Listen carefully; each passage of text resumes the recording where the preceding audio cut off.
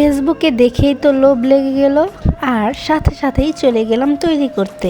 আর প্রথমবারেই যে এত পারফেক্ট হবে আর খেতে এত বেশি মজা হবে আমি তো ভাবতেই পারিনি। আসসালামু আলাইকুম, সবাই কেমন আছেন? আশা করি সবাই অনেক বেশি ভালো আছেন, আমরাও ভালো আছি আলহামদুলিল্লাহ। তো এই কেকটা বানানোর জন্য আমি প্রথমেই নিয়ে নিলাম একটা ডিম, আর আজকে একটা ডিম দিয়েই আমি এই চকলেট ময়েস্ট কেকটা তৈরি করব।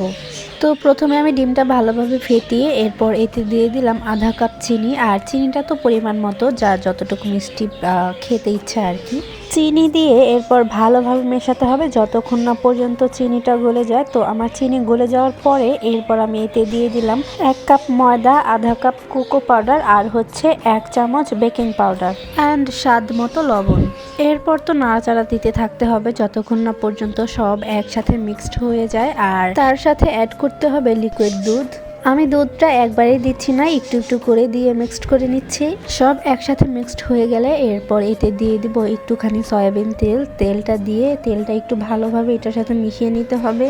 এই তো তেলটাও ভালোভাবে মিক্সড করা হয়ে গেছে, এবার আমি এটাকে সাইডে রেখে দিব। এখন আমি যে বাটিতে কেকটা সেট করব ওই বাটিতে একটু ফুটা সয়াবিন তেল দিয়ে দিলাম আর একটা টিস্যু সাহায্যে তেলটা ভালো করে ব্রাশ করে নিলাম। এবার আমি কেকের ডোটা বাটিতে দিয়ে দিচ্ছি আর বাটিটা একটু ঝাঁকিয়ে নিচ্ছি যাতে করে এতে কোনো বাবলস না থাকে। তো কেকটা যেহেতু আমি চুলায় বেক করব তার জন্য বড় একটা কড়াই বসিয়ে এতে একটু পরিমাণে পানি দিয়ে তারপর একটা স্ট্যান্ড বসিয়ে দিলাম, আর ওই স্ট্যান্ডের উপরে কেকের বাটিটা বসিয়ে দিলাম। চুলার আঁচটা লো হিটে রেখে এটাকে ভালোভাবে বেক করে নিতে হবে, আর 30 মিনিটে কেকটা সুন্দরভাবে হয়ে যাবে।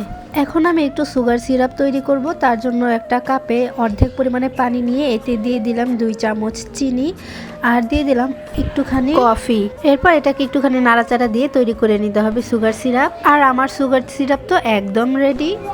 এদিক দিয়ে তো 30 মিনিট হয়ে গেছে, এখন আমি উপরে ঢাকনাটা তুলে নিচ্ছি। আর এই তো মাশাআল্লাহ কেকটা অনেক সুন্দরভাবে ফুলেছে। এবার এটাকে চুলা থেকে নামিয়ে নিব, আর এখন একটা কাঁটা চামচ দিয়ে আমি ভালো করে একটু ফুটো করে নিব। ফুটো করা হয়ে গেলে এবার এতে দিয়ে দিব সুগার সিরাপ, আর সিরাপটা চারপাশ দিয়ে ভালো করে দিয়ে দিতে হবে যাতে করে ভিতর অবধি যায়। তারপর আমি দোকান থেকে 2টা ডেইরি মিল্ক কিনে আনছিলাম, আর ওই 2টাই চুলা থেকে একটু গুলিয়ে নিয়ে তারপর হচ্ছে কেকের উপরে আমি ভালোভাবে দিয়ে দিচ্ছি। এই তো দেয়া হয়ে গেছে। এখন আমি একটু ডেইরি মিল্ক গুঁড়ো গুঁড়ো করে রেখেছিলাম সেটাই এখন উপর দিয়ে একটু সাজিয়ে দিচ্ছি। আর এই সময় কেকটাও দেখতে কিন্তু অনেক বেশি সুন্দর লাগছিল আর অনেকটাও লোভনীয় হয়েছিল। এবার এটাকে আমি নর্মাল ফ্রিজে রেখে দিব আধা ঘন্টার জন্য, আর আধা ঘন্টা পর এই তো খুব সুন্দরভাবে সেট হয়ে গেছে। আর এই সাথে তৈরিও হয়ে গেল আমার চকলেট ময়েস্ট কেক। এবার আমি কেকটাকে একটু ছুরি দিয়ে কেটে নিব। প্রথমবার বানানোর পরেই যে আমার কেকটা এতটা পারফেক্ট হবে আমি তো বুঝতেই পারিনি। এদিকে তো আমি কেকটা বের করতে না করতেই 2জন হামলা দিয়ে দিছে, একটা হচ্ছে আমার ভাইয়া আর একটা হচ্ছে আমার ভাতিজা। কেমন হয়েছে? সেই স্বাদ। হ্যাঁ, অনেক মজা। যাই হোক, তো আজকে আমার এই কেকটা কেমন হয়েছে সবাই অবশ্যই আমাকে কমেন্ট করে জানাবেন। তো আজকের ভিডিওটা আমি এখানেই শেষ করছি। সবাই ভালো থাকবেন, সবাইকে আল্লাহ হাফেজ।